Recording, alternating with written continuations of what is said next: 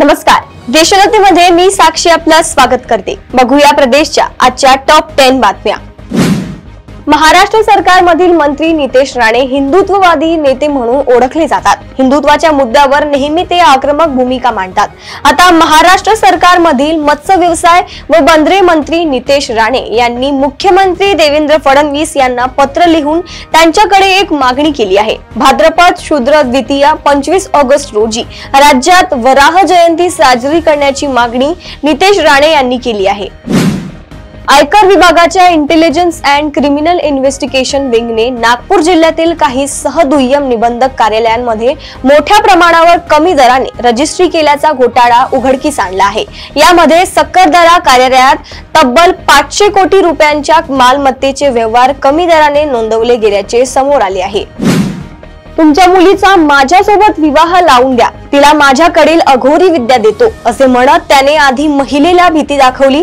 अल्पवयीन मुलीसोबत स्वतःचा साखरपुडा करून घेतला। त्यानंतर अल्पवयीन मुलगी घरी एकटी असताना गेला आणि तिच्यासोबत अश्लील चाळे केले। पण मुलीसोबत काहीतरी भयंकर घडण्यापूर्वीच या सगळ्या प्रकरणाला वाचा फुटली। ही घटना आहे नाशिक मधील सावित्रीबाई फुले पुणे विद्यापीठ चौकातील दुमजली उड्डाणपुलाच्या उद्घाटनाला अखेर बुधवारचा मुहूर्त मिळालाय।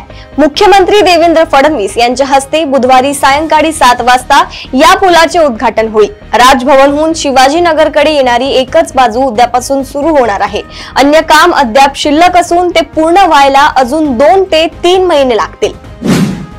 बीड जिल्ह्यातील न्यायालयीन क्षेत्राला हादरवून टाकणारी धक्कादायक घटना बुधवार दिनांक 20 ऑगस्ट रोजी सकाळी उघडकीस आली। वडवणी येथील न्यायालयात सहाय्यक सरकारी अभियोक्ता VL चंदेल यांनी वकिलांच्या चेंबर मधील खिडकीच्या गजाला गळफास घेऊन आत्महत्या केली। बेस्ट एम्प्लॉईज कोऑपरेटिव्ह क्रेडिट सोसायटीच्या 2025 ते 2030 या कालावधीसाठी संचालक मंडळाच्या निवडणुकीची मतमोजणी रात्री उशिरापर्यंत सुरू होती। या निवडणुकीच्या निकालात शशांक राव यांच्या पॅनलला तब्बल 14 जागा मिळाल्या, तर महायुतीला 7 जागांवर विजय मिळवता आलाय।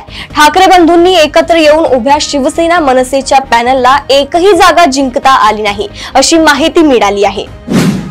राज्यात 42,892 कोटी रुपयांची गुंतवणूक व 25,892 रोजगारांची निर्मिती करण्याची क्षमता असलेल्या 10 गुंतवणूक सामंजस्य करारांवर मंगळवारी मुख्यमंत्री देवेंद्र फडणवीस यांच्या उपस्थितीत स्वाक्षऱ्या करण्यात आल्या। मंत्रालयात झालेल्या या करारांवेळी मुख्य सचिव राजेश कुमार, उद्योग सचिव डॉक्टर PA अनबलगन, MIDC चे मुख्य कार्यकारी अधिकारी P वेलारासू, विकास आयुक्त दीपेंद्र सिंग कुशवाहा तसेच गुंतवणूकदार उपस्थित होते। कृष्णा कोयना नद्यांच्या पवित्र प्रतिसंगमावर स्थानापन्न असलेली कराड नगरीची ग्रामदेवता श्री कृष्णामाई देवीची सरत्या श्रावणी सोमवाराची यात्रा परंपरेने उत्साही वातावरणात आणि दिमाखात साजरी झाली। पावसाच्या सरीवर सरी अंगावर झेलत हजारो भक्तगणांनी कृष्णामाईचे मनोभावे दर्शन घेताना तिची खणा नारळाने ओटी भरली। यात्रेमुळे अवघा कृष्णा घाट व प्रीती संगम परिसर कृष्णामाईच्या भक्तांनी फुलून गेला होता। केंद्रीय जल आयोग प्रकल्प मूल्यांकन समितीच्या बैठकीत उरमोडी धरणाच्या कामांसाठी 3042.67 कोटींच्या कामांना मंजुरी देण्यात आली आहे। या प्रस्तावांवर विचार होऊन उर्वरित कामांना आता तांत्रिक प्रक्रियेनंतर गती मिळणार आहे। मान, खटाव व सातारा तालुक्यातील सुमारे 27,750 हेक्टर क्षेत्र ओलीत खाली येणार असल्याची माहिती खासदार उदयनराजे भोसले यांनी दिली। तसेच मान व खटाव तालुक्यांच्या दुष्काळी ठपका या निमित्ताने पुसला जाणार असल्याचेही ते म्हणाले। राज्यात मागील 2 महिन्यात स्वाईन फ्लूचे रुग्ण अचानक वाढले। सणासुदीच्या काळात रुग्ण वाढल्याने आरोग्य विभागात चिंता वाढली आहे। दरम्यान 1 जानेवारी 2025 ते 31 मे 2025 दरम्यान राज्यात आढळलेल्या एकूण स्वाईन फ्लू ग्रस्त रुग्णांच्या तुलनेत 7 ऑगस्ट 2025 रोजी मोठ्या संख्येने रुग्ण आढळले आहे। त्यामुळे राज्यात या आजाराच्या रुग्णसंख्या तिपटीहून अधिक झाली। सार्वजनिक आरोग्य विभागाच्या अहवालातून हा तपशील समोर आलाय। प्रदेशातील अशाच टॉप 10 बातम्या जाणून घेण्यासाठी बघत रहा देशोन्नती। नमस्कार।